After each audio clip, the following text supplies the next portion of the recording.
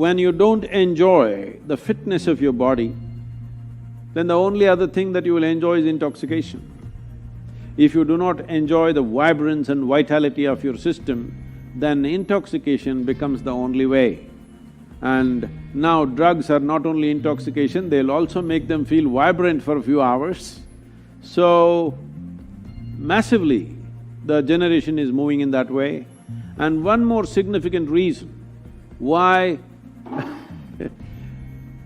this generation is moving towards these drugs is, in their minds, the heavens that were promised are collapsing. Maybe still they're not able to articulate it very clearly, they don't have the clarity or the courage to say it, but for a long time we have managed people saying that if you abstain from all these things, in heaven all of this will be available in huge quantities. Now heavens are collapsing, so they're trying to drink it up right here. So there are like this, there are many aspects. Fundamentally, there is no need for an individual human being to physically strive for his survival. That itself makes the need for intoxication more. What are the solutions? It's very, very important, those of you who have growing children, you involve them in sports, other activity which engages them with nature, like trekking, mountain climbing, swimming, some intense activity and also engagement with nature, art, music. They must become passionate about something, they must learn to know the pleasures of their intellect, their emotion, their consciousness. When one begins to enjoy the pleasures of the mind, the pleasures of the sharpness of your intellect, the pleasures of emotion, the pleasures of your consciousness, then to indulge in the pleasures of the body will naturally come down dramatically. So this is very important, that children should go through a variety of activity and involvement and passionate involvement in various things. This will bring down the need for alcohol and drugs, but we must understand this. Today, it is being heavily marketed, and I'm sorry, the movies are promoting it. Everywhere it is being made like it's a social thing, unless you drink, you're no good.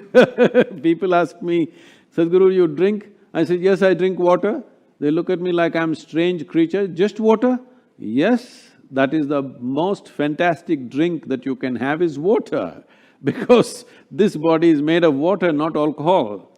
70% of this body is water, definitely not alcohol. But above all, I'm a different case because I have found within my system how, this being the greatest chemical factory, if you want intoxication, you can generate it from inside.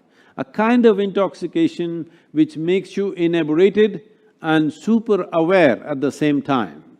This is the kind of intoxication we should introduce our children and youth to.